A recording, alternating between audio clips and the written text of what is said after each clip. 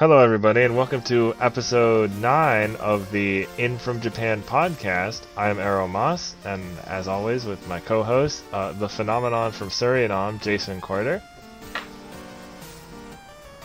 That's me. I haven't If used you haven't guessed it, it's always me. Yeah, I haven't used your little title in a hot minute.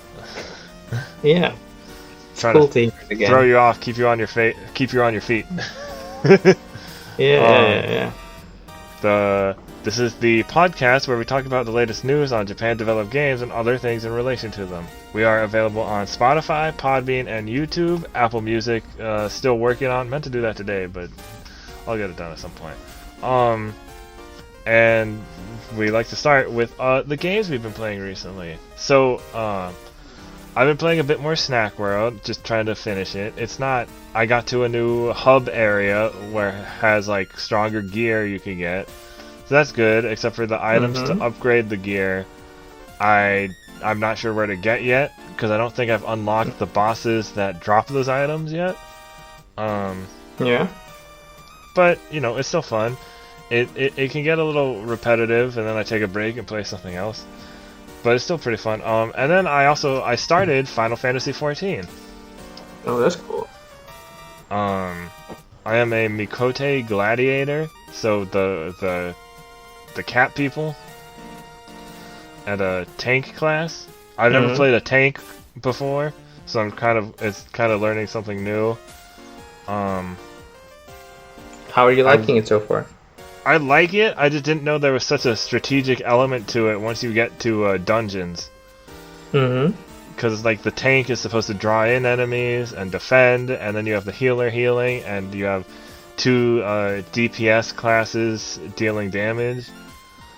So it's like everyone has a specific role to play. It's not like you can gather up and free for all your way through a dungeon.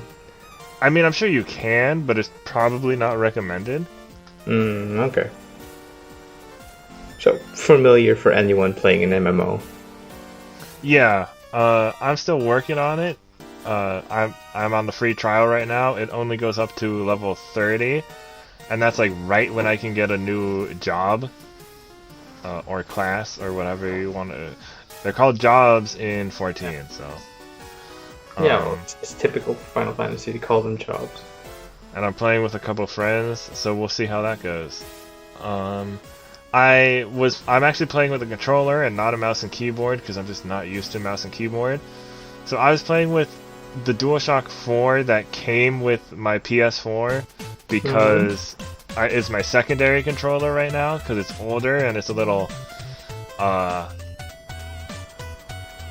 like you could feel that it's aged more, basically. But for whatever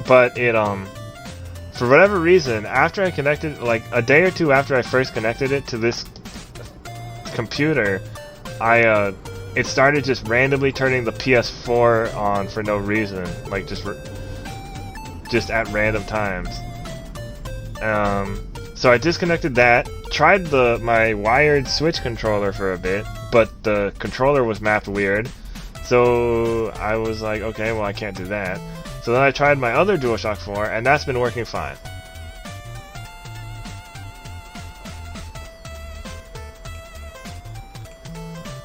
So that was kind of weird.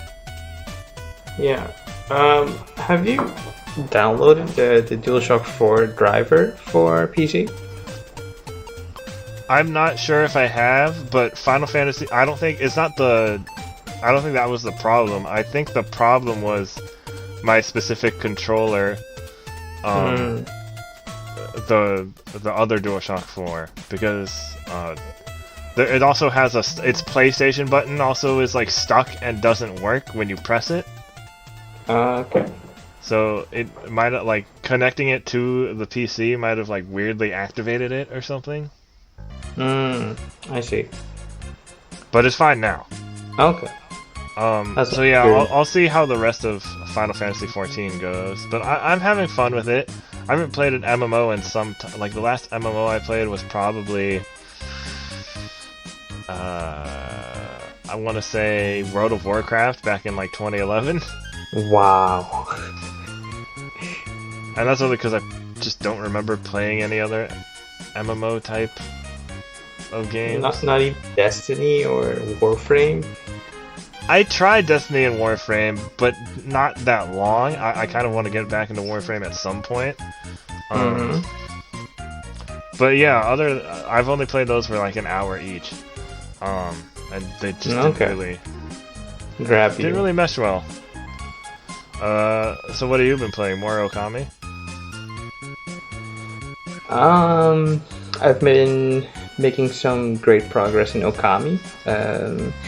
I think I'm nearing the end because I'm in the lair of the final boss, or what's supposed to be the final boss. Oh wow. Unless there's some curveball and I'm surprised with an extra 10 hours or so. Because I haven't unlocked all the 13 celestial brush types yet.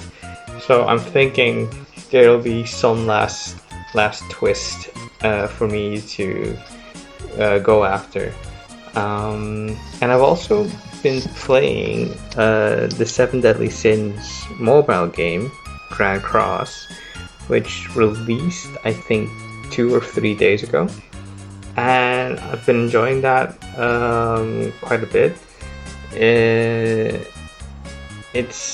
I think I tweeted yesterday. It's like a turn-based RPG with deceptively good graphics for a mobile title, but I'm thinking they're reusing assets from the PS4 game that came out, I think last year or 2 years ago, and just downscaling it to fit a mobile platform. But the combat is different because the console game was like a 3D arena brawler, and this is like your JRPG standard turn-based combat. And it's a lot of fun, and there's some depth to it. It's not like mindlessly tapping away. You kind of have to think about your attacks and the enemy's attacks, and there's also a triangle system of weaknesses like a Pokemon or in Fire Emblem. So or Monster Hunter Stories also keeps. Yeah, exactly. So you're always thinking like, hey, how can I do this most effectively? And it's fun. It also has gacha elements, so if you're sensitive to that, don't do it, don't play it. But if you have no real strong attachment to the characters or the anime or manga, it'll be fine, and you won't feel like you're missing out. Because I definitely don't feel like I'm missing out, but that feeling usually sets in about 10 hours into a mobile game, and you're like feeling like you're not progressing enough. But for now, so far so good, I'd say. All right. And so our next section, the In From Japan J-List, we actually do not have any like video game, movie, or TV impressions this week, but I do have some news about that here that I thought was related. So Castlevania Season 3, the anime-inspired Netflix series, I believe releases like at midnight tonight. If I'm not mistaken, it's already available now. Oh, yeah, you're right. March 5th. I could check real quick. So midnight last night. No, you're right. Okay. And then they also added Resident Evil Apocalypse and Resident Evil Extinction. I mean, you know, the Resident Evil movies, they're a mixed bag, but you know, they can be fun. They're still fun if you're not looking for a true to the game story or world. I mean, the first two were pretty were kind of faithful to the series, but everything from 3 onwards resembles the more action heavy Resident Evil games, more focused on spectacle and less on horror or survival for that matter.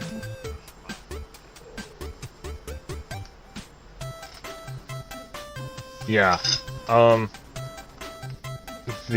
And also, in other news, you can now watch Hulu Plus live TV on your PS4.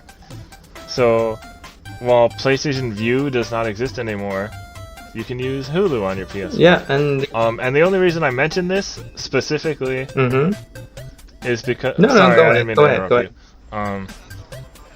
Is because Hulu has Hulu does have a decent amount of anime that other services don't have, but also Cartoon Network and Adult Swim are available on Hulu Live TV.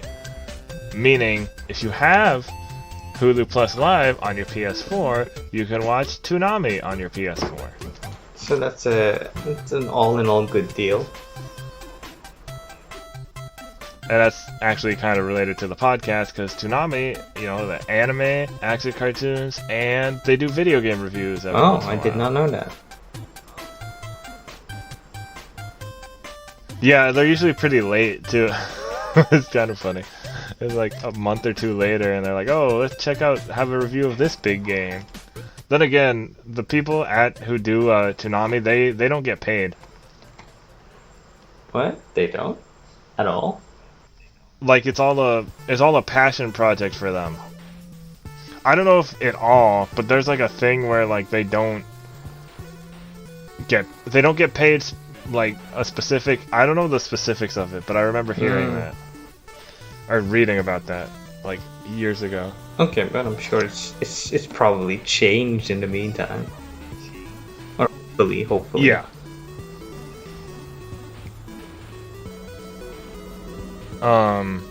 So, next is our recommended reading, watching, and listening list, where we go in and we take a bunch of things that aren't news articles, but might be related, and, from the past week, and just stuff to recommend you read, watch, or listen. So, we have Platinum Games interview with Atsushi Inaba and Hideki Kamiya at PAX East 2020, by Sal Romano over at Gematsu. Actually, there are a couple interviews. So there's one the Gematsu one. There's one by Joel Courtar of Siliconera. There's one by Mike Williams of US Gamer. They all have different like info because they ask different questions. So I thought they were all relevant. We have we become too emotionally invested in the catharsis of receiving video game news by Imran Khan over at Games Radar. We have Langrisser 1 and 2 is for fans of classic Fire Emblem games by Graham Russell over at Siliconera. We have Psychologists reaffirm that blaming video games for violence is not scientifically sound by Charlie Hall over at Polygon. We have How Castlevania Nails the Balance, So Many Video Game Adaptations Mess Up by James Whitbrook over at Gizmodo. Yakuza 3, Yakuza 4, and Yakuza 5 directors reminisce on their work in an interview video by Sato over at Siliconera. Final Fantasy XIV artists and designers talk about making the new areas of Shadowbringers by Sato at Siliconera. Zelda in Review, a video by Barrett Courtney on the Kinda Funny Games YouTube channel. I actually watched the premiere of this. I still have to watch it. So it was pretty funny because I was in the chat and I forgot that in Wind Waker, my favorite Zelda game, and I can't believe I forgot this, that Link has a little sister named Erroll. So it was really weird seeing somebody from Kinda Funny repeatedly say my name while talking about something else.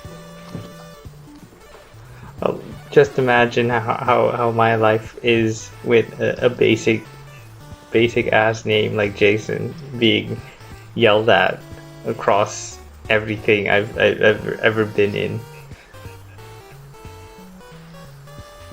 Heavy Rain, you're like, what do you want? It always gives that's do a double take whenever someone talks about that game and they mention the meme. But like, so Barrett was in like the live chat, and I was like, "Hey, good job, Barrett. You pronounced that right." I'm like, and he's like, "Pronounced what right?" I'm like, "My name. I share the same name as Link's little sister." And he's like, "Oh, ha, that's funny." just a little thing. And then we have the Mega Man ZX scenario writer looked back on how the indirect sequel to Zero came to be by Alistair Wong over at Siliconera. And that's it. We have a lot of good stuff to read and also watch. So there you go. So we got a news rundown. We're gonna get the first story isn't necessarily bad news, but it's a response to bad news. So this is from Josh Tolentino over at Siliconera. Siliconera has been getting more writers lately. Which is great. But it just catches me off guard. So we don't have to keep repeating the same names. So yeah. GDC cancellation prompts GameDev.World fundraising event. So GDC was postponed. I don't know why everybody says like, oh, it was canceled when it was postponed to late summer, but it's very annoying. And yes, it could still be canceled later, but like, well, I mean, the current date is canceled. The event itself is postponed till another date.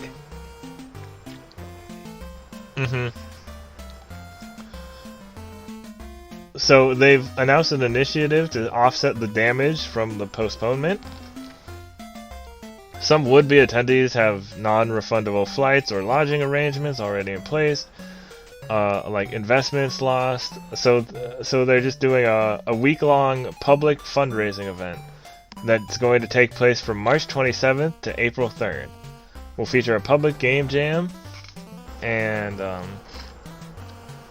as well as any other games participating developers opt to donate to the bundle will be sold on the indie game storefront itch.io. The pricing of the bundle will be pay what you want. The GDC relief efforts will also include free online talks from various speakers and Q&A sessions, all translated into multiple languages. So it's nice to see like the community coming together after something like this. It just goes to show you that all the good that can come from people banding together and working towards a common good. But now, because GDC was canceled due to coronavirus concerns, we have some other events like possibly being canceled for those reasons. Yeah, like today Nintendo Life reported that E3 2020 is moving ahead at full speed despite coronavirus concerns by Ryan Craddock. Or it's not today, it was posted on Monday originally.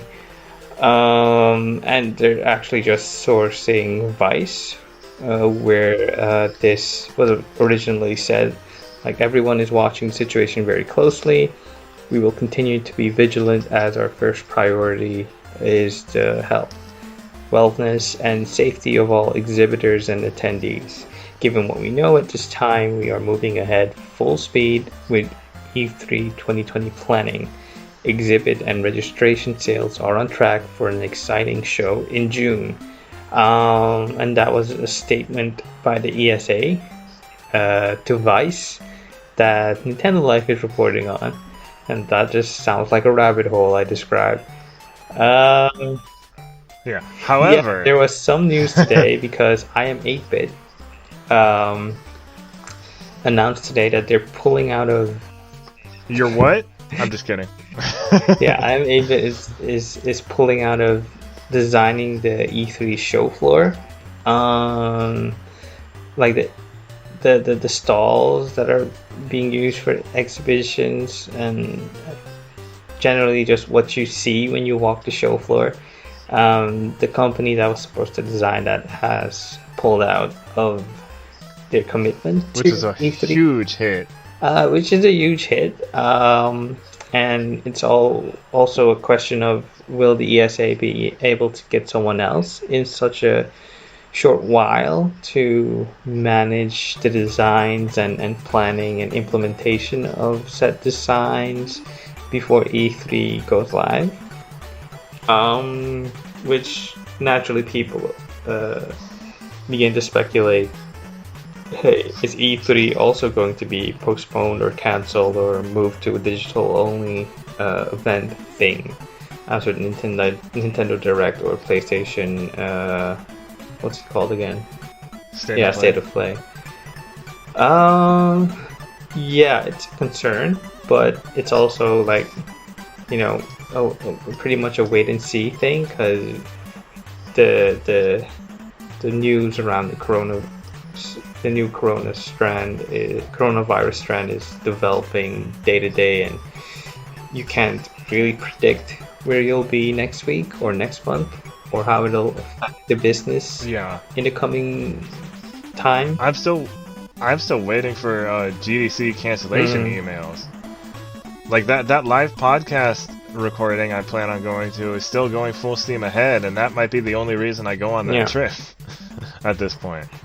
And there's also Evo 2020 that confirmed that there are no plans to cancel or postpone the event, as reported by... That's not until August, right? Evo's not until August, I don't think. Yeah.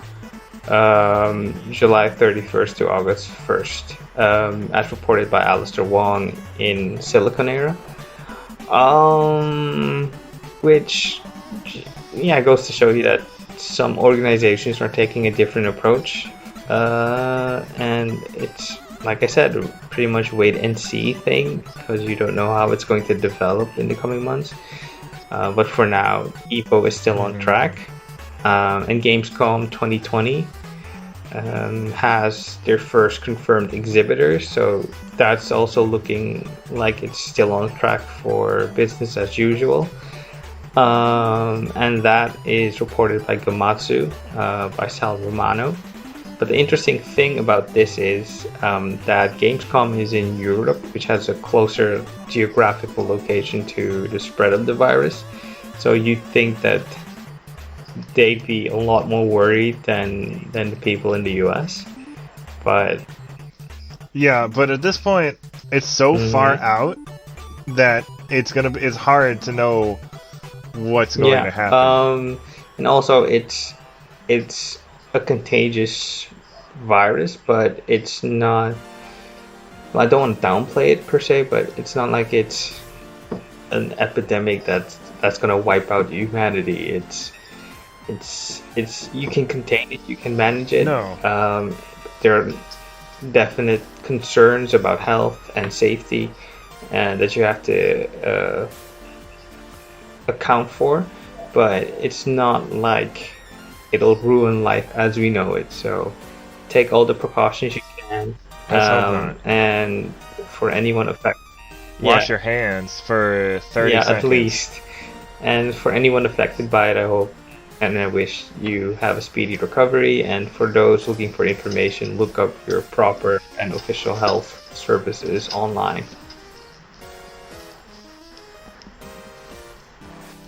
Yeah. So enough about all that bad news. Or it wasn't all bad news, just like bad or uncertain news. Well, it's news. It's news. Yeah. News. We got a whole Final Fantasy VII blowout for the Final Fantasy VII Remake. So the demo surprise launched on PS4 2 days ago? Yeah, 2 days ago, right. I played it, but I had already played it at E3 last year, so it was just the same demo. And I was like, okay, it's good. Things seem a little more polished. The character switching seems a little faster. That's really it. I have nothing else to say about new to say about it. But so Red 13 won't be playable in Final Fantasy VII Remake, but will join as a guest character instead. Yeah. Which makes sense because of where the game ends.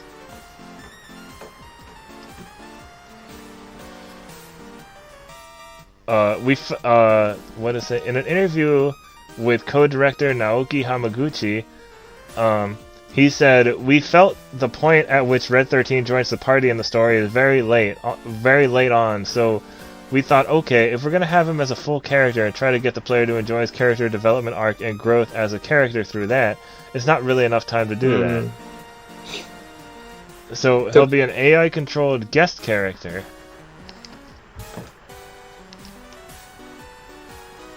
Yeah, so basically, Red 13 is introduced too late into that point of the story to make sense for him to be a playable character, which I get is disappointing for a lot of people, but when you take into account that the game is meant to be episodic, he'll probably show up in part 2 or 3, so you don't really have to worry about missing out on experiencing him as a full party member. Yeah, most of the people I know who were fans were kind of like, okay, well that makes enough sense. Yeah, I played. They were just kind of fine with it. Yeah, I played the original one, and I mean, more Midgar is great. And if the trade-off is Red 13 joining your party a bit later, it's fine. We'll be fine. And also, related to that news is that Final Fantasy VII Remake has gone gold, as reported by Sato in Siliconera, which means it's on track for release. So anyone worried it might be delayed or never releasing or turning into vaporware, rest assured it's still making its way to your PS4. Yeah, so it's still coming. It's still it's definitely coming. And it's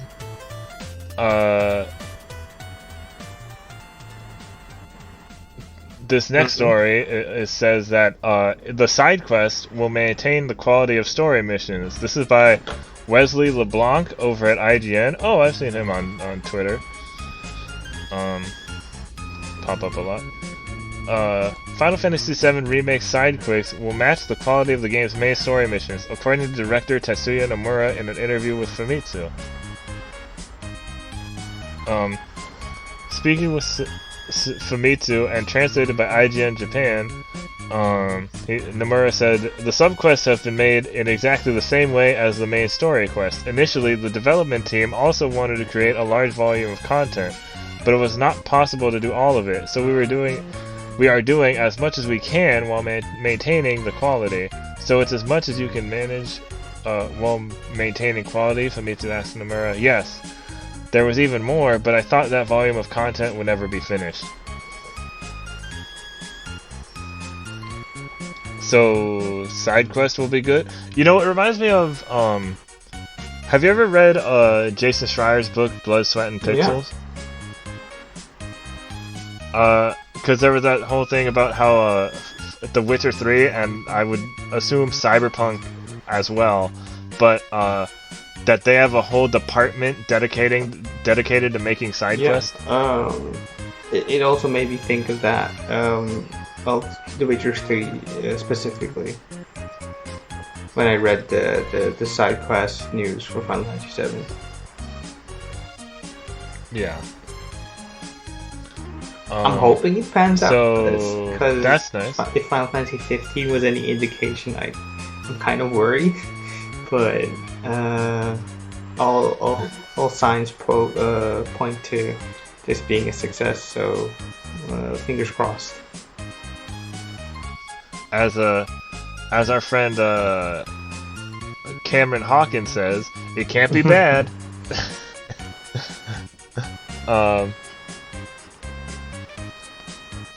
The next story is also Final Fantasy VII related. It's from Eric Van Allen at US Gamer. Final Fantasy VII Remake producer says it would be a waste not to use Parasite Eve's characters. Some still hold out for hope for the return of more obscure Square games.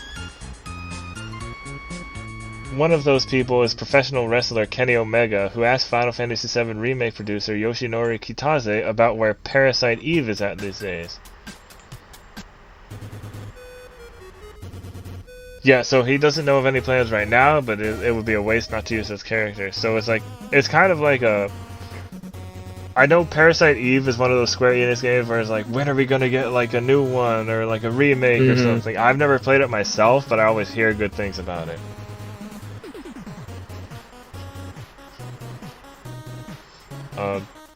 This wasn't a huge article. I just like when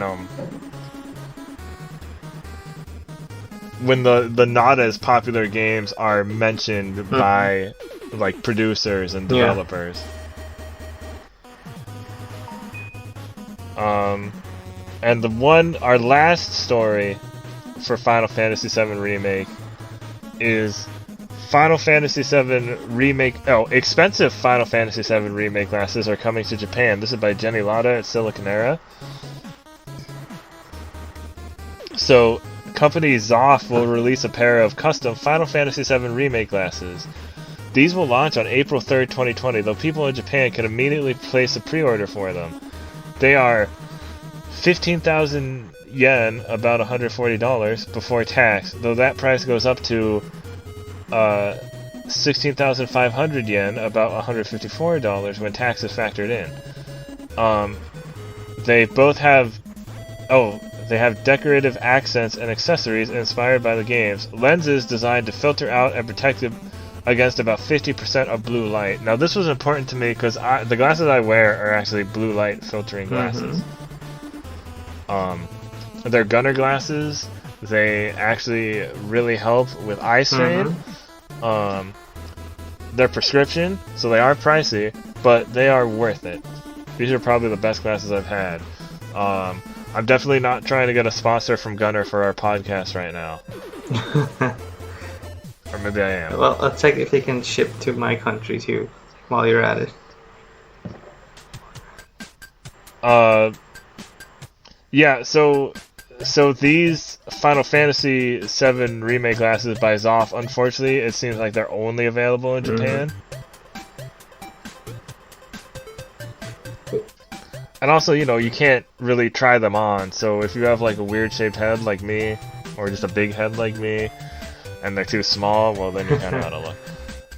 But I thought it was a cool thing that they're actually doing gamer glasses, something that's like that's useful, not just because there was also some other stuff like a wireless speaker and I guess a PS4 cover is useful, but not the same way as like blue light filtering glasses are. Alright, and that's all our Final Fantasy VII Remake news, and Final Fantasy VII Remake comes out April 10th, I believe, for PlayStation 4. Yeah. So, these next two are all you.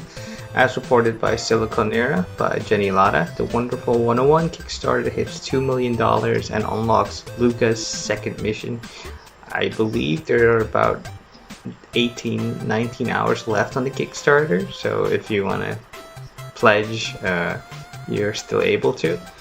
But the $2 million milestone or goal in the Kickstarter enables the Lucas second mission. It's like a spin-off 2D game, 2D mode to the main campaign, and it's a fun addition, and there are other stretch goals available still, like an orchestral recording and one more thing that I'm spacing on. Hold on a second, let me check it. I wasn't looking at it today because I was interested in possibly still pledging. I don't need to because it'll still be available digitally, but I kind of want to support them. Oh yeah. So at 2 million you get Lucas' second mission, which is now completed, and at 2.25 million there's the orchestral recordings, and at 2.5, like 2.5 million, new languages would be added to the game. So you still have 17 hours to go. So when you're hearing this, it'll probably be over. I'm just realizing that. But yeah, it's we did it. We hit all the stretch goals. So I'm looking forward to this game. Didn't play it on Wii U because I didn't have a Wii U, but now I have a Switch, so here's hoping to me playing it soon. And the next story is, well, I think, yeah, the next story is Hideki Kamiya got carried away with Okami is going to be back comment.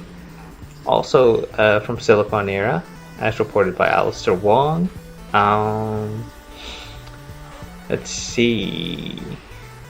Well, in an interview for The Wonderful 101 and Project GG, he also talked about Okami. With Atsushi Inaba telling Kamiya, hey, take responsibility for making a statement like that. And Kamiya replied with a wry smile saying, I'm not sure how to respond to this. And Inaba provided some context by saying to Kamiya, you really got too carried away that time. Why not just say that you've always wanted to make one?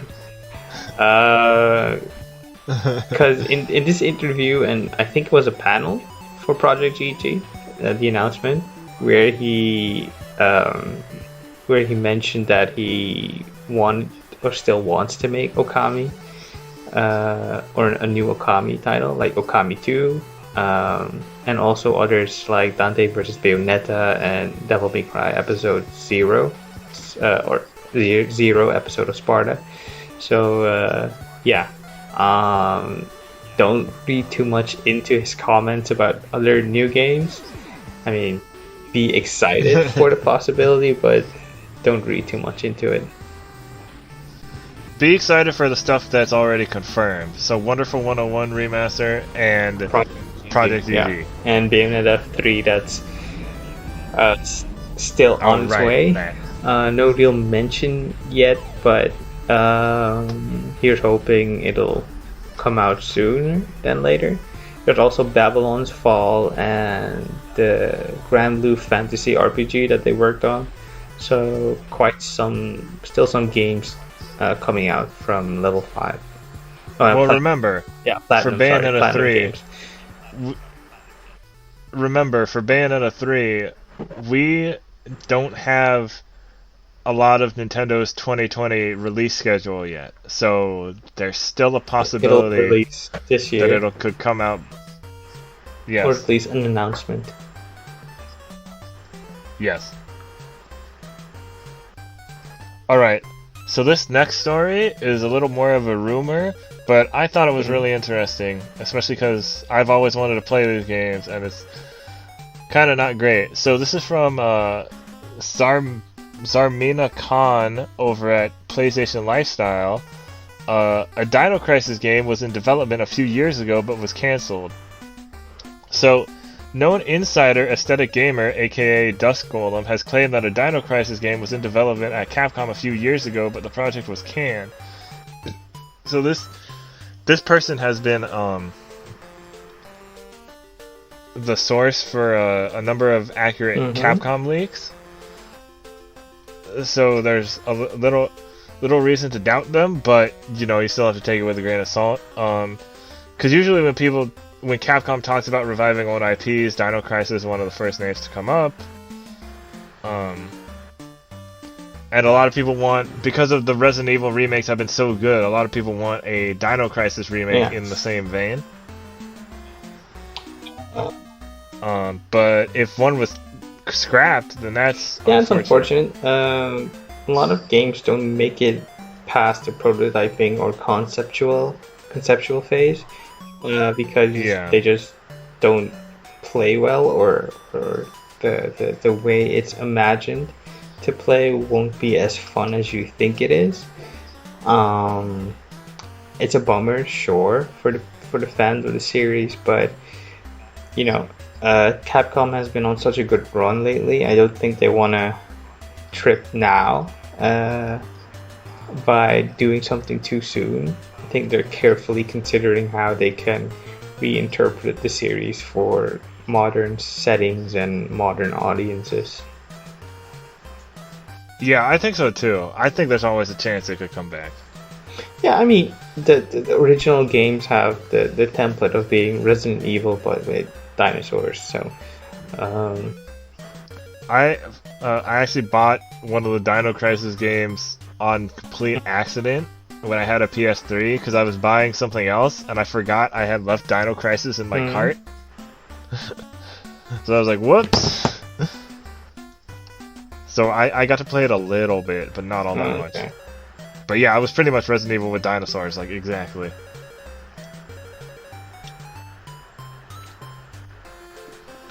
I wonder if they could make it like the Jurassic Park arcade game. That would be really cool, but I guess that would be on rails. I don't think that would be as fun.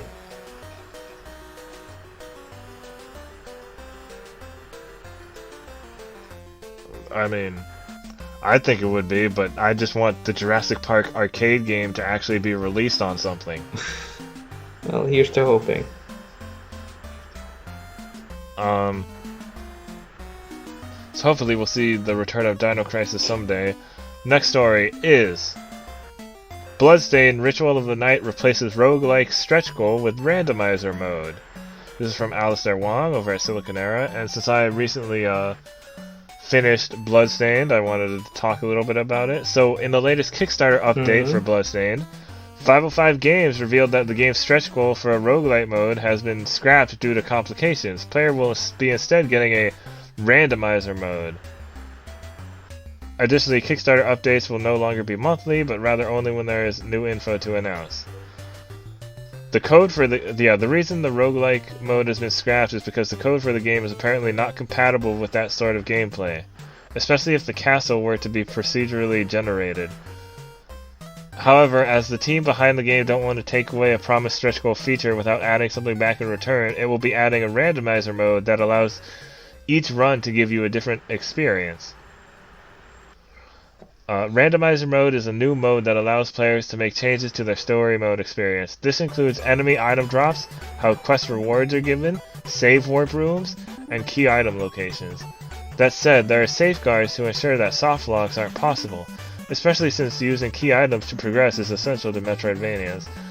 The generated seed can be shared with others. A timer will also track your progress and completion time. Finally, 505 Games reaffirmed the team's dedication to improving the Switch port of the game, even after the performance update the game received. Are you looking forward to this? So, I mean, I'm kind of done with Bloodstained, but it's nice to see that they're still adding stuff after all this time for the bigger fans. And you know, it's unfortunate that a roguelike thing didn't work. Sometimes that happens with how complicated codes can be, I'm sure. But you know, randomizer mode, that's as close, if that's as close as they can get, and it sounds fun. It sounds like it could be a really fun challenge for like speedrunners and stuff like that. And then you can share the seed with others, so that's great. But otherwise, yeah, this is a short little update on Bloodstained that I thought was pretty interesting because I felt like it came out of nowhere, because that's a game I haven't heard about in a long time besides me talking about it. Yeah.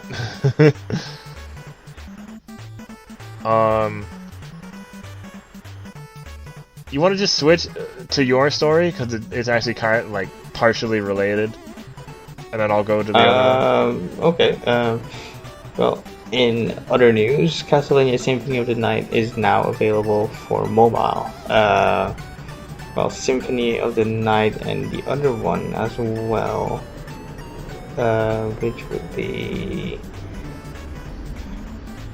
Which one was it? It's not just Symphony of the Night, the other one too. Rondo with Blood? What is Dracula X? I think that's the same one under a different title. Symphony of the Night is the PS1 yeah, I know that. game with Alucard. Wait, let me check. Uh,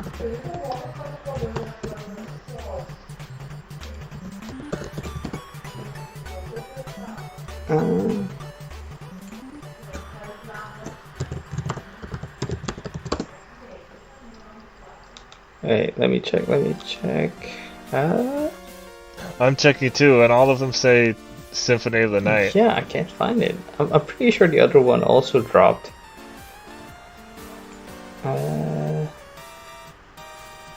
No. Huh.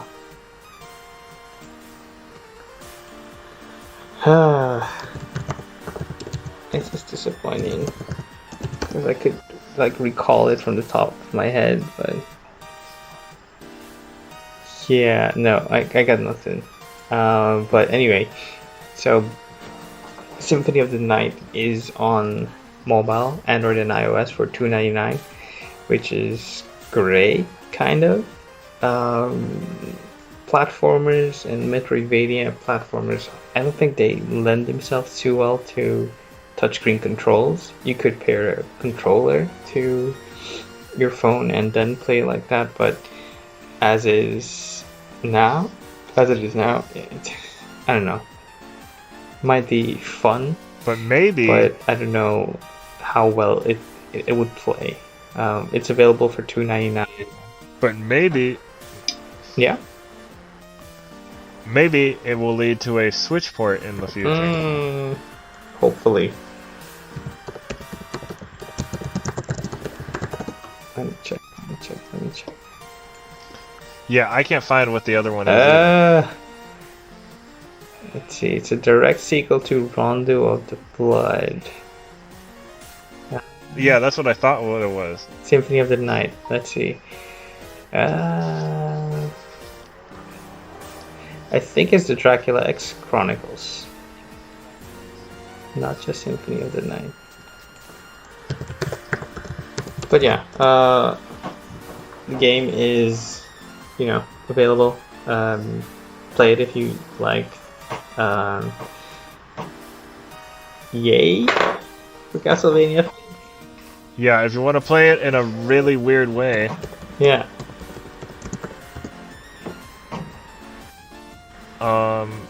So moving on to the next story.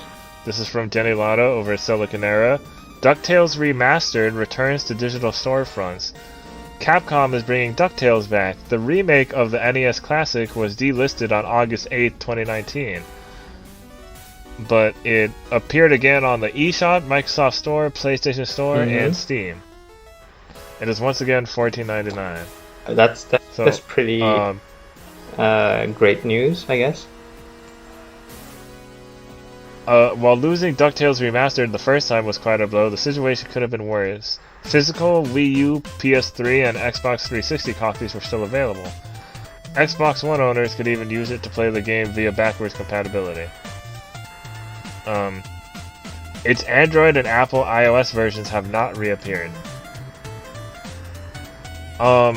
This is interesting because, so this was a couple of days ago, but DuckTales Season 3 of the reboot was actually just announced this morning, I believe. Or saw the news. So maybe it's related, but also it's just licensing things are like, licensed games are still pretty tricky. Maybe Disney is directly like, I'm always surprised. Sam? Yeah. I'm always surprised that Disney Afternoon Collection is still up, and it's on sale all the time. It's on sale for like $5 right now. Well, that one has a newer license. But yeah, that is a newer license. And then I'm still waiting for Scott Pilgrim to come back. Keep hoping. Maybe one day.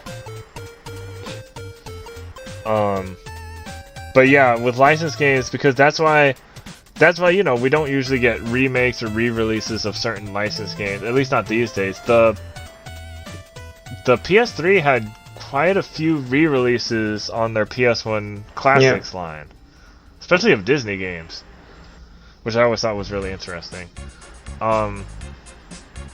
Because you know how people want they want a remake or remaster or re-release of Simpsons Hit and Run? Yeah, that's been getting some traction lately, especially with kind of fun. That always gets some traction. We'll talk about that a little later.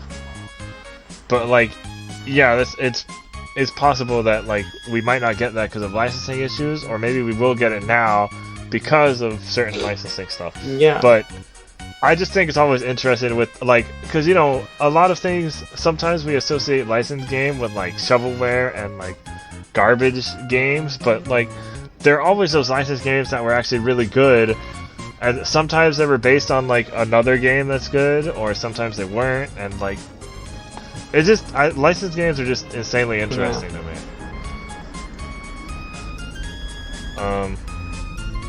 Speaking of licensed game, because this is technically a licensed game, but it works a little differently.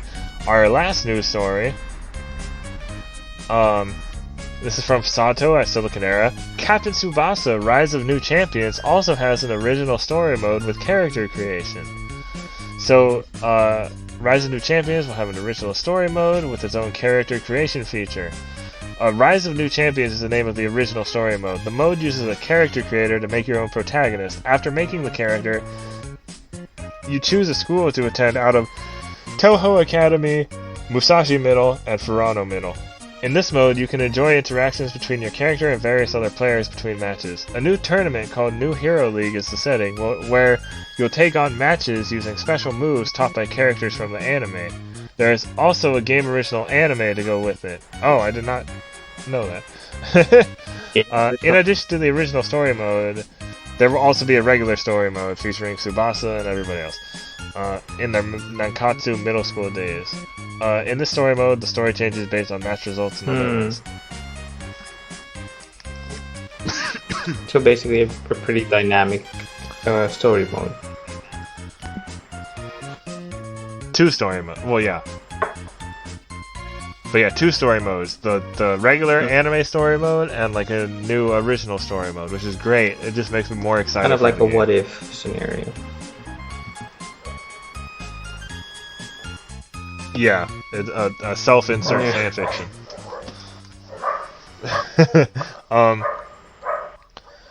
It will be out for PS4, Switch, and PC via Steam in 2020. I don't know when it will come out.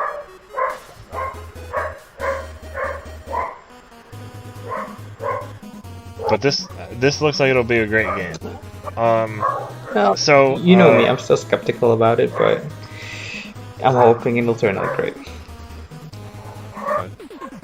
Dare you shun the non-believer? So moving on to our main topic. So yesterday it was the 20th anniversary of the PlayStation 2, which I believe is it still the best-selling console of all time? Yeah.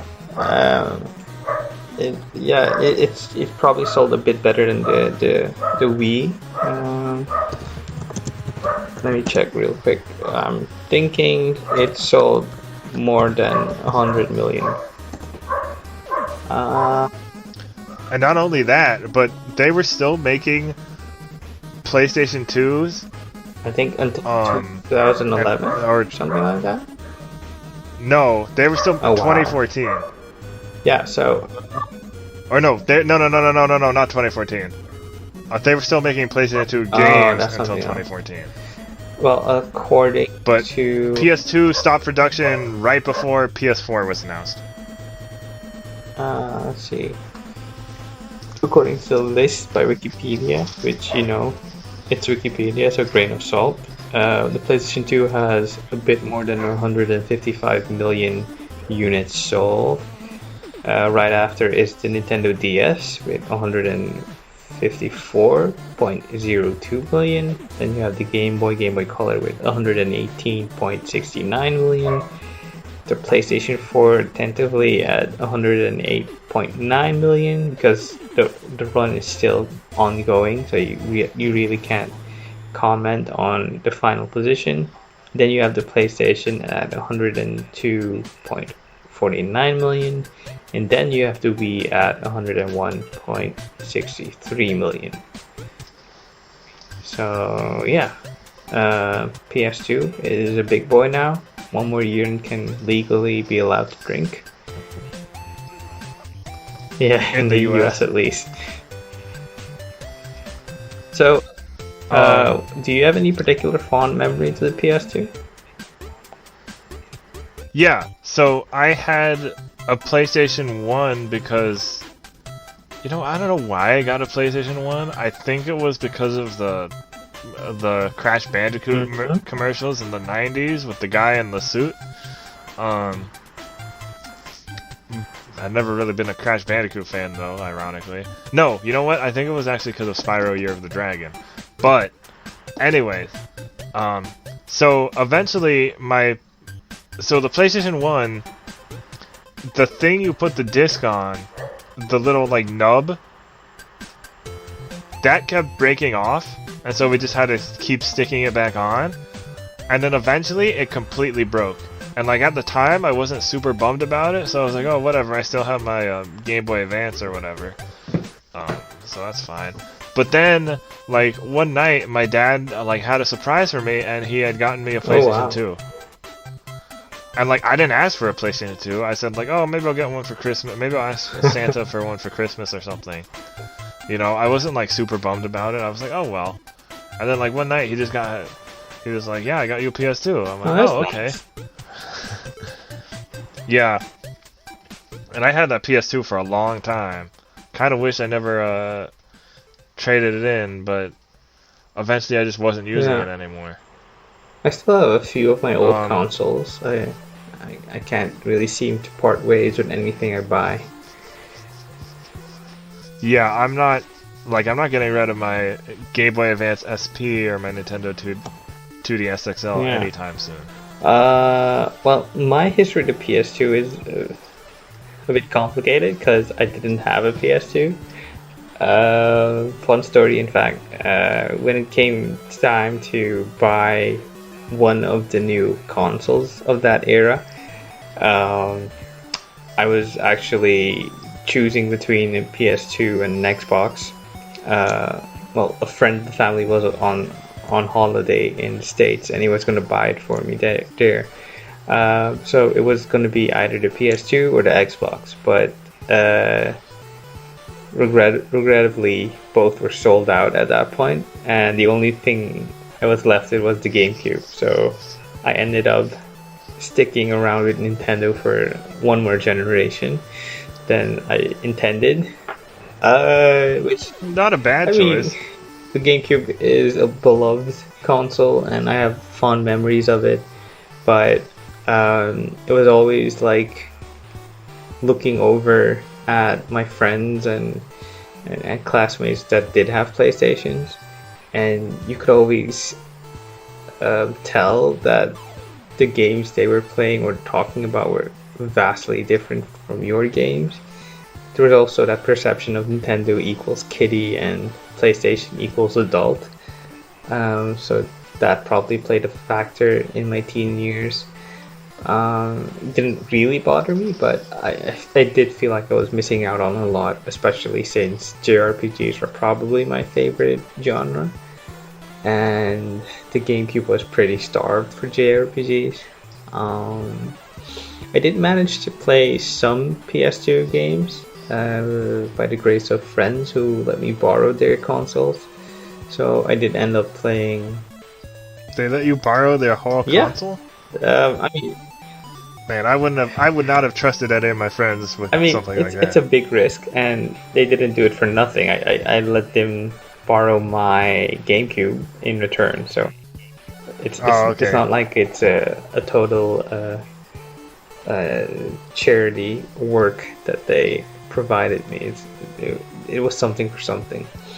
But yeah, I ended up playing some PlayStation 2 games like Ratchet and Clank, God of War, Jack and Daxter, which I had the demo disc for. Funny enough, like I didn't have a PlayStation, but I did have the demo disc, which is really weird.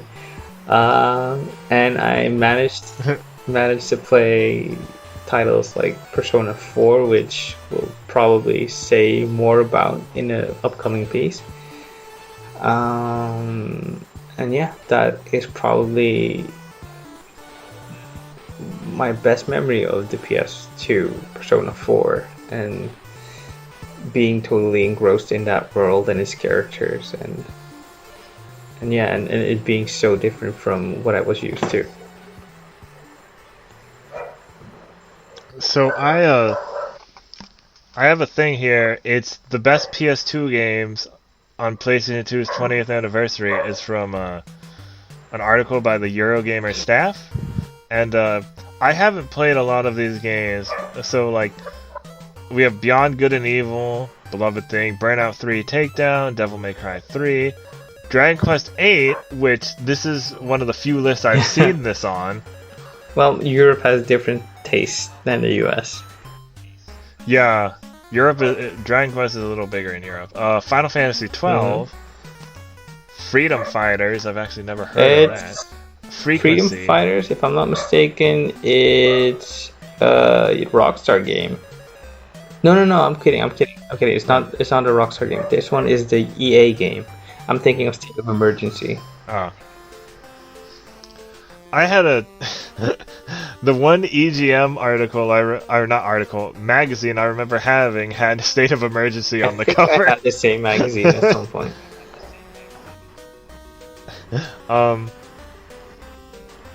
Man, I didn't have Freedom Fighters, but I did have a PS2 game called Fur Fighters, Rigo's Revenge. Wow, that's a title. Which was a weird shooter where you play as cartoon animals. Very strange. Yeah. It was a sequel to a Dreamcast game, I think. Anywho, we have a Frequency, Gitaru Man, God Hand. They need to re-release God Hand. I mean, you can get it on PlayStation 3, I believe, but they need to like remaster God Hand.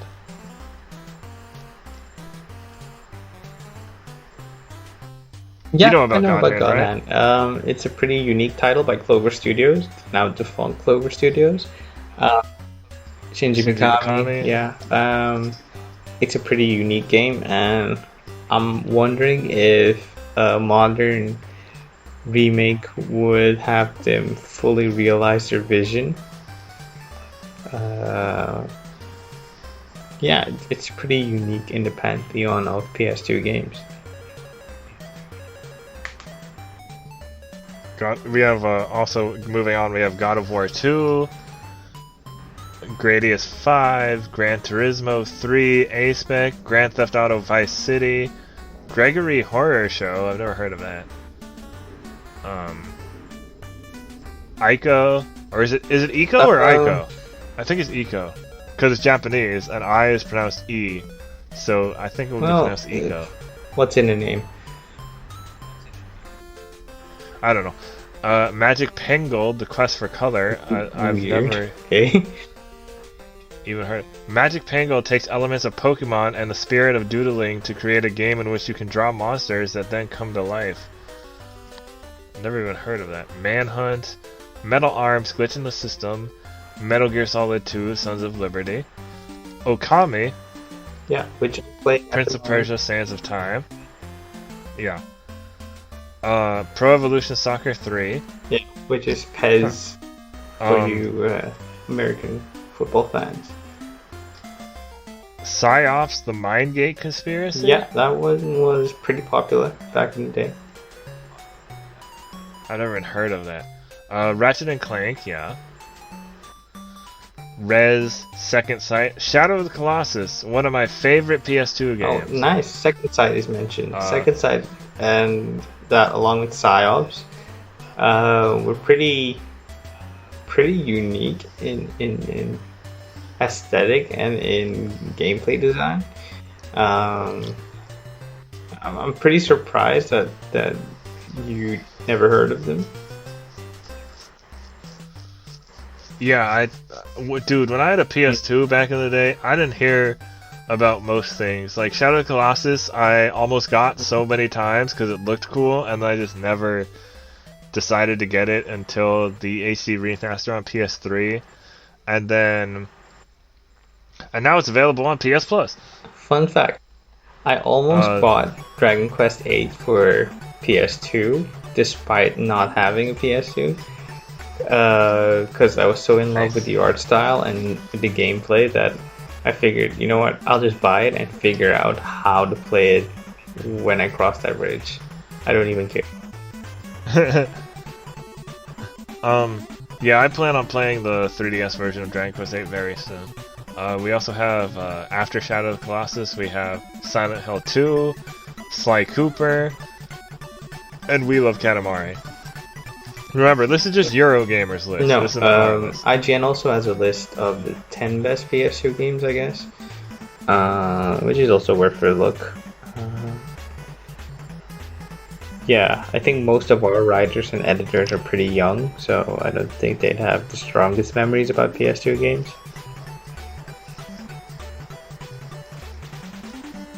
I don't know. A lot of the people at Parallax are surprisingly older than I thought, or at least older than me. Siliconera. The Siliconera piece I put here was saying that the console PS2 was produced until 2012, when Sony discontinued the system after over 12 years of life, and then games were still being made for it up to two years later, with, I believe, the last PS2 game to release was NBA 2K14. Huh. I mean, sports games really do have a long shelf life.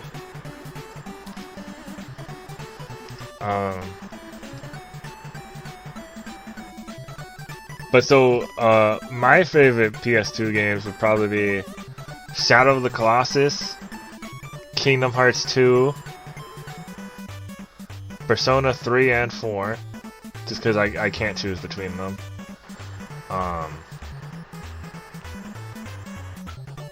War of the Monsters, for sure. Yeah, you and your kaiju, your love for all things kaiju. Yeah, and Simpsons Hit and Run, and that's really the list I have, because a lot of PS2 games I was not a smart kid. A lot of my games were licensed stuff, Digimon Rumble Arena 2, which isn't a terrible game, but not the greatest. It's not Shadow of the Colossus. It's not one of the notable titles, Digimon Rumble Arena 2, Naruto Ultimate Ninja 1, 2, and 4. Ninja Storm. Ultimate Ninja. I've also 2D fighter. Those games. No, because a lot of people say, "Oh, you mean Ninja Storm?" It's like, no, actually started. No, I mean Ultimate Ninja. I had Inuyasha's Secret of the Cursed Mask, which I actually never finished. Was one of the first big JRPGs besides Pokemon that I played. I don't remember being that bad. We need to get my friend Kaylee on here, because she said she was on a vacation when she was in middle school, and she just would do nothing but play that game. Well, another great memory I have with PS2 was playing Grandia 3, which is, in my opinion, a superb RPG with probably the best battle system ever in an RPG. Because that's a bold claim. I'm pretty confident in making it, because it's so fun fighting against enemies and positioning yourself so well that you can counter your enemy's attacks before they happen. So you can chain your attacks and your buffs, debuffs with the enemy's attacks being countered, and then that creates extra opportunities for you to attack or to delay the enemy's attacks. Just so satisfying. I mean, the story was pretty by the numbers, but the gameplay was chef's kiss.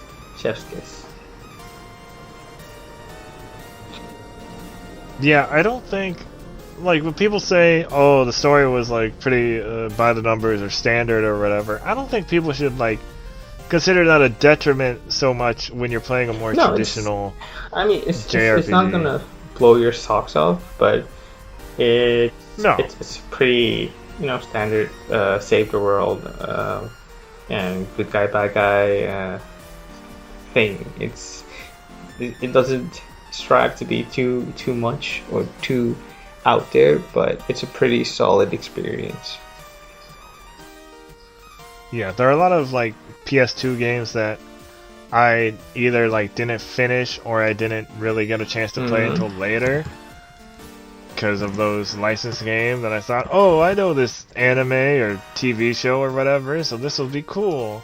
And sometimes it was, and sometimes it wasn't. Dragon Ball Z Sagas is not a good game. On the other hand, Budokai and the Budokai Tenkaichi series were pretty great. Budokai 3 is amazing, especially with the original music that's plagiarized. Yeah. I mean, the PS2 has such a strong library. Burnout Takedown and Burnout 3. Honestly, I'm still disappointed that like PS2 and PS4, and there aren't more games on it. And I have a handful of games I need to finish on. They probably prioritized what was like feasible, popular, and doable in a certain time frame. Because the PS4 is pretty difficult to emulate on. So I'm guessing that's why you don't see so many PS1, PS2, or PS3 games on the PS4. Because game development is hard, kids. Very hard. Yeah. But I do have, like, I need to start the 2 Dark Cloud games. I need to finish Rogue Galaxy. Those are the 3 level 5 games available on PS2 and PS4. Check out part 1 of my level 5 retrospective on parallaxmedia.one. Shameless plug. It's fine. Plug away. I forgot to mention it earlier. If you got this far in the podcast, please read that. I think it's the weakest part personally, just because of the information it has, but stay tuned for part 2 and 3, which I think are very, very interesting. Don't sell yourself short, man. You did a pretty decent job, and you worked hard on it, so... Oh, it's not my job, it's just like the information itself. It's just like, alright, well this is kind of like people know this. But, so we have some listener questions. Yep. So from Bossman John once again, what PS2 game was your guilty pleasure? You knew it was real bad, but you played it anyway. I gotta actually think about this. Question, because I didn't own a PS2, so my choices were limited to games I researched well enough ahead of time so that I could maximize my play time on the PS2. Yeah, I wish I had done that. Because back in the day, I was the only one buying gaming magazines or with the person who had access to internet to go on gaming sites like GamePro and 1UP. So I was the only one that was the best informed, quote unquote. But yeah, I'm scratching my head thinking of a game that wasn't that great, but was a guilty pleasure. I mean, I would say War of the Monsters, just because certain control elements haven't aged all that well. The camera and some other stuff. But I just can't think of anything specifically, because also, if I was playing it, I probably didn't think it was bad because of how young I was. Yeah, I can't really think of anything. If you ask me on GameCube, I could probably name one, but PS2, I'm coming. Well, what? I'm trying to think of like this. I'm gonna hate myself for this, but because that's gonna be huge. Just look up a list of PS2 games. Good luck filtering all of that information. Well, IGN has a top 100 PS2 games. Oh, I'm pretty sure. I'm pretty sure you don't. Well, I'm pretty sure you won't find any duds on here.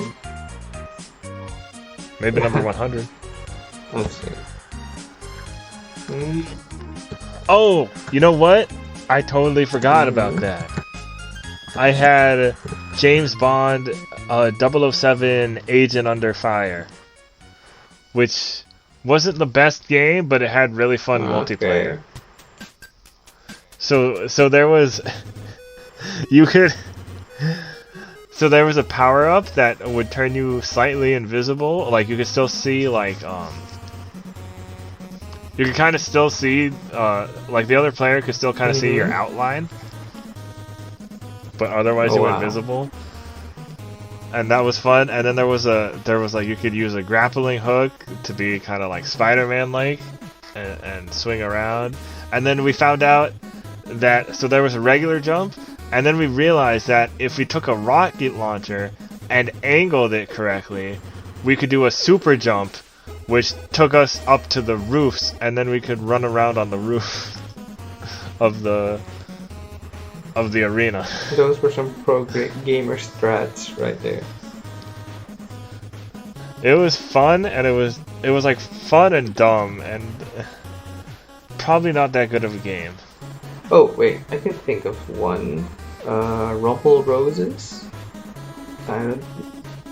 Oh, I've heard of that. The fan service wrestling game. I had the demo for it. It wasn't the greatest, but I played it because I was a dumb teenage boy. I didn't know anything. And like, okay, might as well play it.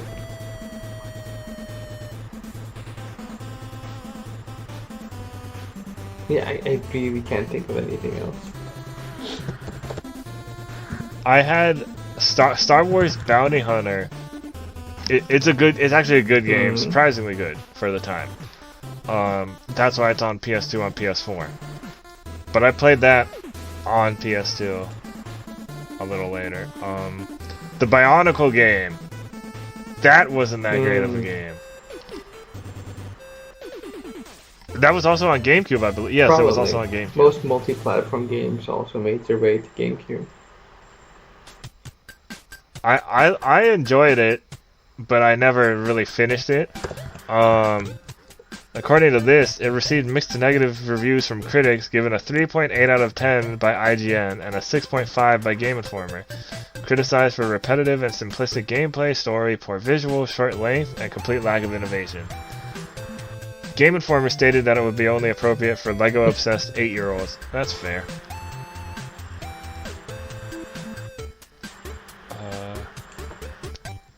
I'm still looking at this. I know there's like stuff here that I'm gonna remember.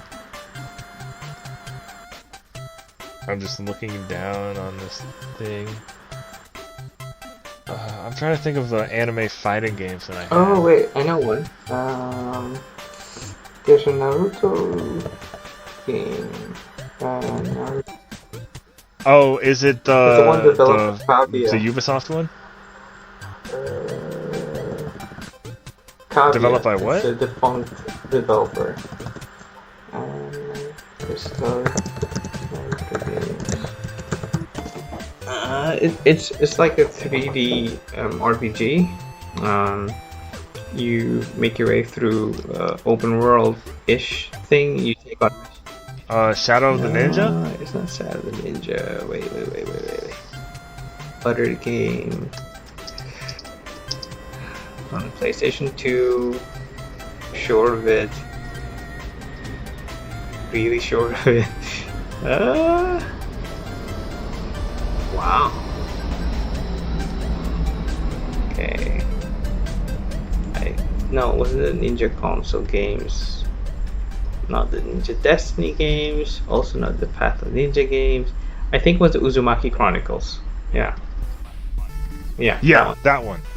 I remember that one. Which was not great. But I kept playing it because it was Naruto. And I played it in original Japanese because it was Naruto. And back then I devoured anything related to Naruto, but yeah, it wasn't a great game. I always wanted that game, but just never got consider it. Yourself lucky. I had, for a time, I was playing DDR on PS2 as well. When I was in like 8th grade, I was playing Dance Dance Revolution Extreme 2 and Dance Dance Revolution Supernova. Huh. Yeah, I don't. And then my dog that I had at the time peed on the mat, so then I couldn't That's play unfortunate. it anymore. I know there's other stuff. Oh, Destroy All Humans was a fun one. I mean, that's getting a remake. Soon, did you play the original? Oh no, that's PS3. I was gonna ask if you played the original Nier game, the one. Yeah, that's PS3. Yeah, that's PS3. Oh, okay. I have not.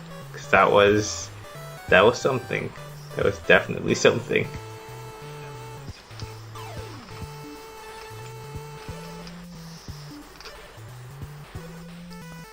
Budokai 3. I had Budokai Tenkaichi 3 as well.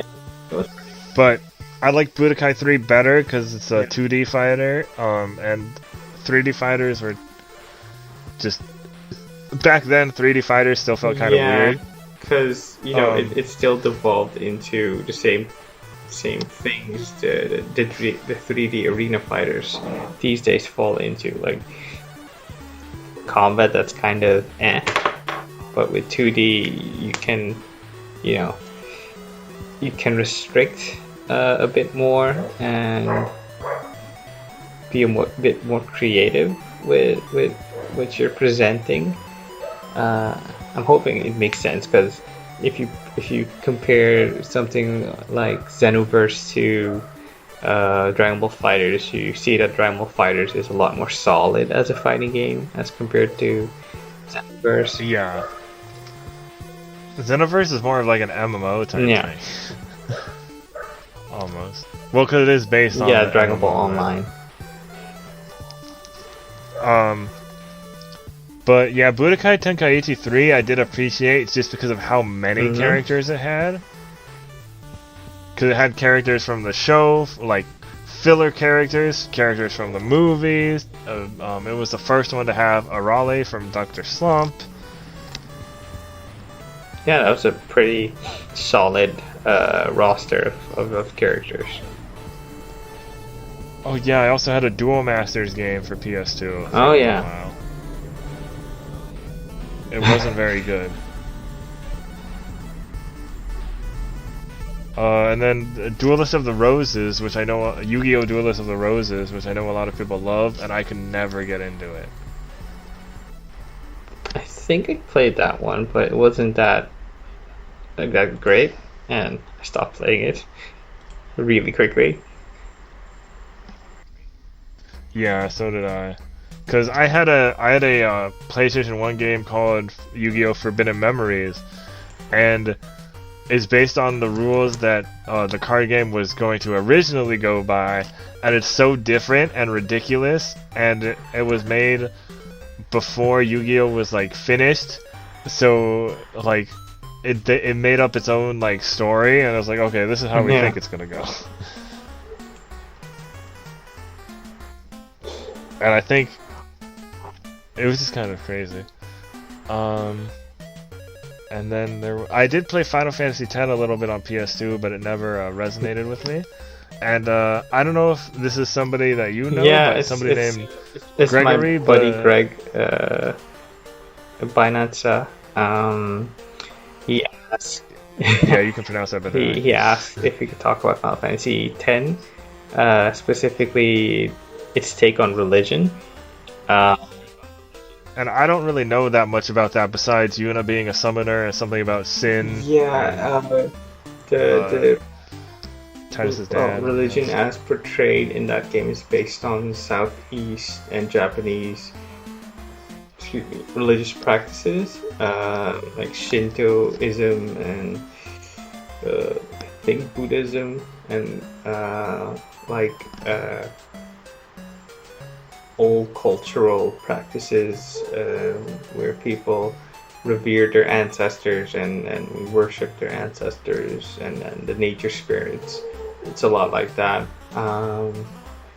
but I think it's a commentary on organized religion, because Seymour uses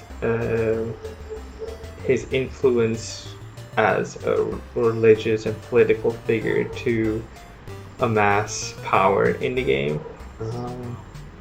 And also it plays on the idea that sin is what will come for us all in the end and devour us whole unless we fight it, because Final Fantasy can sometimes be pretty on the nose by calling the big bad sin, as in literal sin. Yeah. I do like Final Fantasy X. It's probably next to 13-2 my favorite battle system of the series. I like the characters. I do think Titus is a bit whiny, but people like to meme about that, but it's what was requested from the VO, because the original Japanese had more or less the same line of dialogue, the same delivery, so I can't really fault them for that. The VO work is pretty solid. You have John DiMaggio as Waka, James Arnold Taylor as Tidus. I mean, it's a pretty solid cast of familiars now, and the game is beloved by many. Blitzball is the mini game of choice of a lot of Final Fantasy fans. The style and the art direction is also pretty cool, because it's not European high fantasy or Japanese feudal era characters. Like it's also not steampunk, so it's totally its own thing and pretty unique in the Final Fantasy history of games. Yeah. There was a Japanese survey about favorite Final Fantasies recently, and Final Fantasy X was number 1. I have that list somewhere.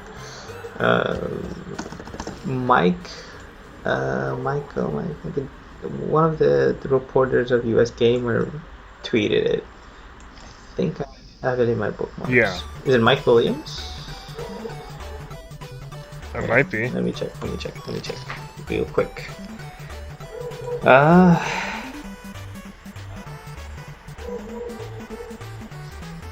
I'm pretty sure it was in my likes, but the bad news is that I pretty much like a billion things per day on Twitter, so it's gonna be a bit difficult. I believe it was Final Fantasy X that was number 1. Yeah, I think so. And Final Fantasy 15 is a bit more on the lower end of that scale. Which, it's not all that surprising, but still, it's pretty surprising for me, because I was a big fan of 15. Yeah, so was I. And Final Fantasy 7 also made it near the top of the list. But you gotta remember, this is a survey that was only in Japan. I'm just remembering a bunch of stuff now. So I had a Futurama video game. Oh wow!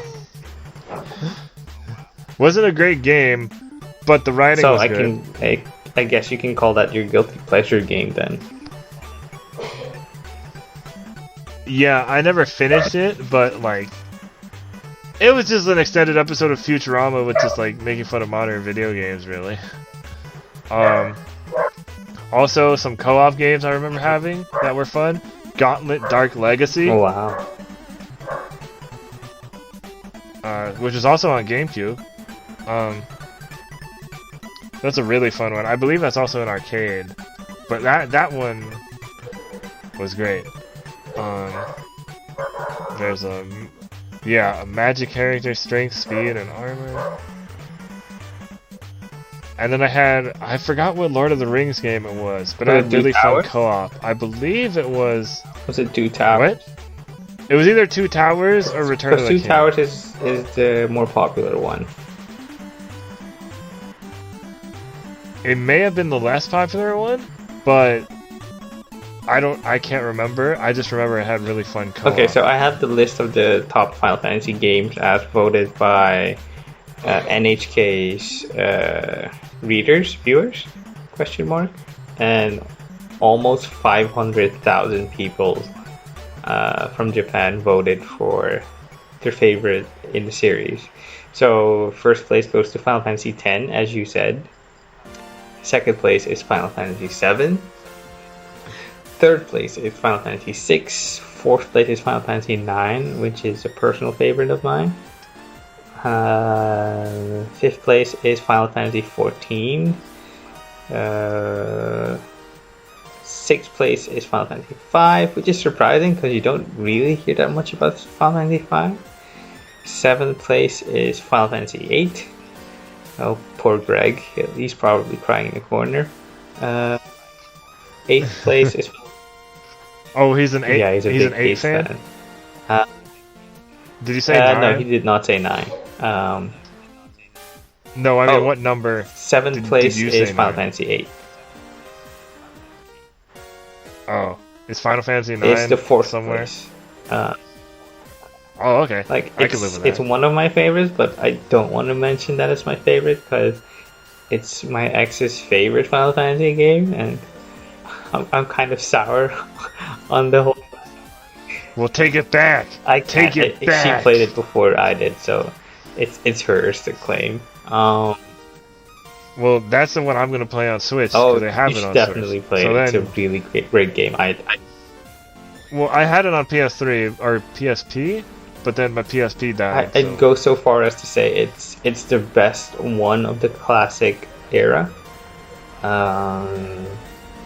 So yeah, 8th place goes to Final Fantasy IV, which is a bummer because Final Fantasy IV is probably my favorite. Then you have Final Fantasy XI in 9th place. 10th place goes to Final Fantasy 15. Tactics is on 11th place. Final Fantasy 3 is on 12th place. Crisis Core is 13th. Final Fantasy 13 is ironic. Oh my god, I can't believe I forgot that. I forgot a huge game that I loved playing on PlayStation Which one? 2. I'm messing up. Monster Rancher 3.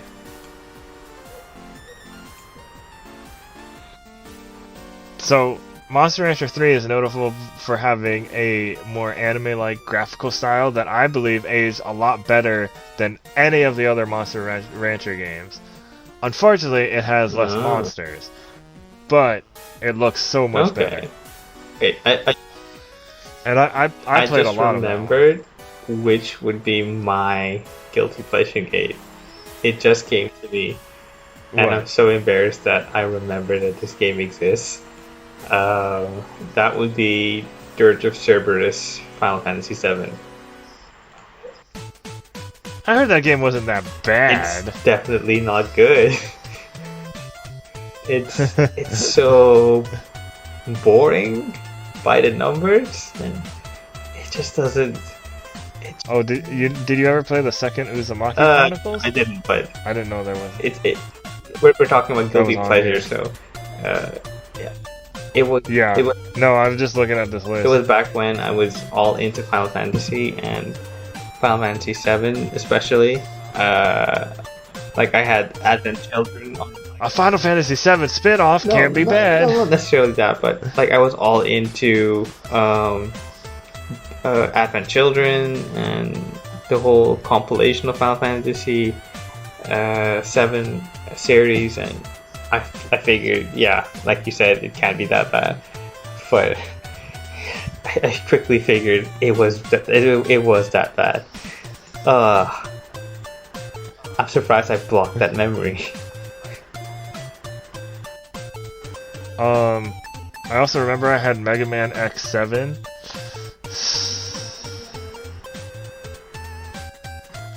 Oof, that was not good.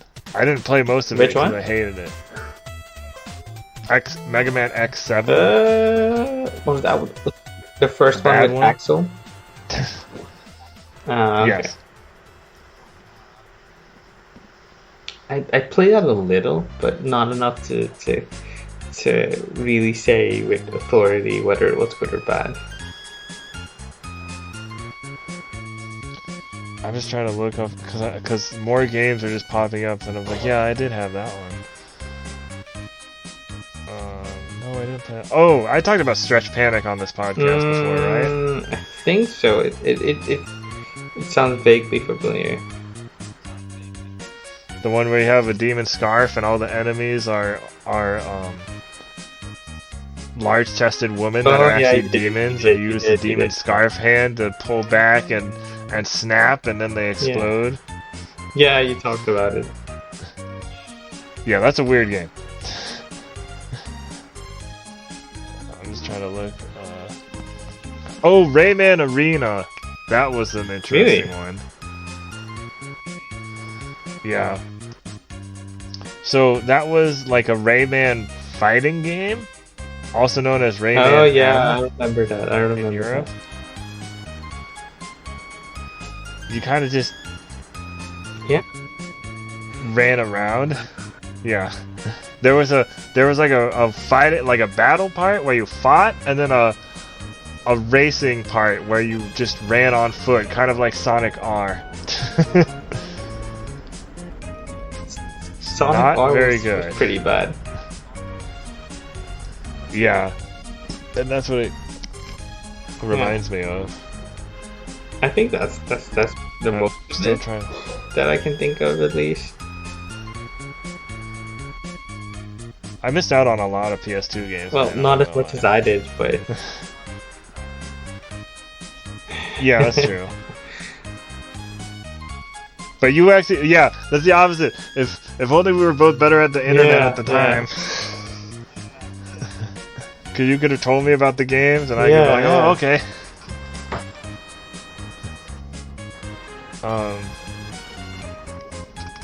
On like AIM or some stupid crap. Fun fact: I was never on AIM. Did you have Probably it? Because in my country it wasn't a thing, so no one had AIM. We had. Oh, so AOL wasn't the thing over there? I mean, it says so in the name, America Online, and we weren't America, so. Oh yeah, that makes sense. Yeah, I don't know why I thought that. Yeah. Yeah, you're right. I'm just trying to find more. I know there's more. I'm just looking through this list. This is a long list because it was split in two, and this is like the second. I didn't play Resident Evil until Resident Evil 5. So. I think the Simpsons Hit and Run, the which first I time mentioned. I played 4 was Simpsons on PS2. Simpsons Road Rage, I had that one. That was before Hit and Run. That was just a crazy taxi ripoff. Yeah, I remember that. And not as good as Hit and Run. Still kind of fun, but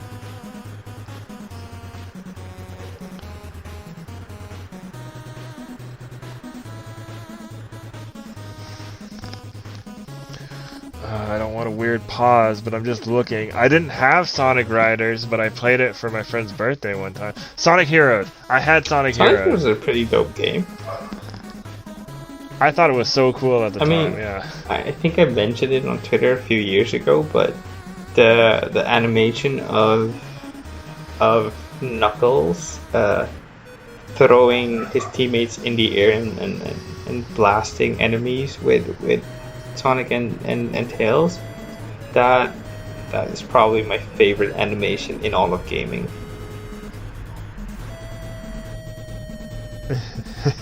That's funny. I totally forgot to mention Soul Calibur 2, one of my favorite PS2 games. Probably my favorite PS2 fighting game. Although I prefer the GameCube version, but I started with the PS2 version. Huh. So wait, you also had a GameCube? No, I had a Wii later on, and then got Soul Calibur 2 for GameCube when I was in college because I wanted to play the version with the Link. good one. Because when I was like 7 or 8, I didn't know who Heihachi was. Wait, you didn't grow up with Tekken? Huh. Nope. I mean, the crazy hair is pretty iconic, man. Spider-Man 3. I didn't have the Spider-Man 3 game for PS2, but I had the Wii version. I played that one on PC. So it's probably not that different. That was actually a pretty fun game.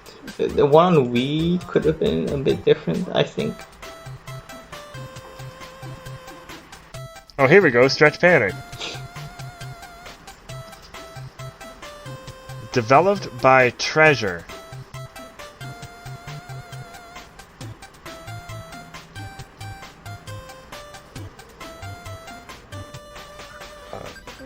What else Treasure made some Bleach games. Bleach. I did. Did I play Bleach? No, I didn't. The Dragon Drive game. I totally forgot about Dragon Drive. These were the developers of Stretch. I didn't know you knew about Dragon Drive. I watched the anime. Okay, well we're gonna need to talk about that later. But I'm still kind of looking at this. Yeah, Stretch Panic is on here. It's published by Conspiracy Entertainment in North America. That would make sense with how weird that game is. I got the Suikoden games all here. I didn't play any of those. Man, if ever possible, play at least Suikoden 2. Yeah, that's what I hear. Put it on Switch. If only.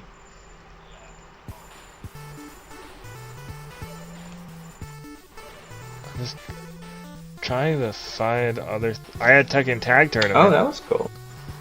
That's on here. I had that game, but that was way later, and I had no idea who anyone was. I was just like, "This is a game." I mean, same. I started out not knowing who anyone was, but yeah, you. I didn't know Time Crisis was on PS2. Which one? Time Crisis. It's a light gun arcade game. The first time I played Time Crisis was like a month or two ago. Oh yeah. Actually, because I went to the nearby barcade, and they had it there. That's cool.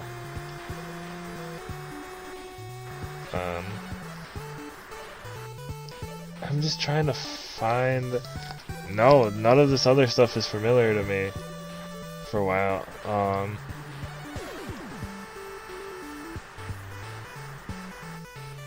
all these Ultraman games we didn't get, or you survived, nevertheless. Beautiful. I never knew Beautiful Joe 1 and 2 were on PS2. I thought they were GameCube exclusive. Which one? Beautiful Joe and Beautiful Joe 2. It was I had no famously idea they were on PS2. part of the Capcom 5, like RE4, Beautiful Joe, Project Number 3, and 2 others, one of which was cancelled pretty soon after the announcement. Oh hey, they have the Japanese title for War of the Monsters. Let's see. So PNO 3, Project Number 3, Beautiful Joe, Resident Evil 4, Killer 7, and Dead Phoenix. Dead Phoenix was cancelled pretty soon. Yeah.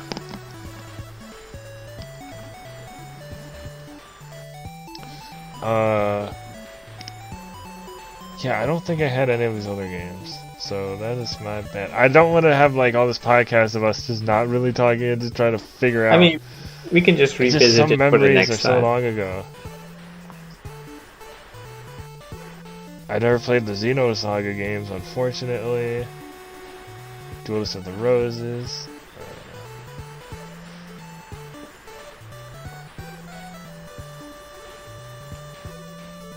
Soys. Yeah, most of the stuff I've already talked about. Like that I played. Because, I have fond memories of my PS2, but I didn't play a lot of PS2 games until they got ported to other systems, because I was not a smart kid. Don't be so hard on yourself, man. I just don't know why I didn't look at more gaming magazines back in the day. I don't know.